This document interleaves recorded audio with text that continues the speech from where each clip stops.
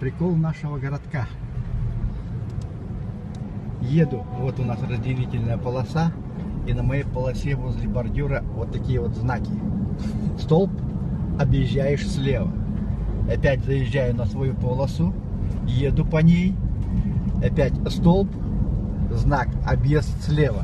Объезжаю, еду по своей полосе, и так продолжается до бесконечности.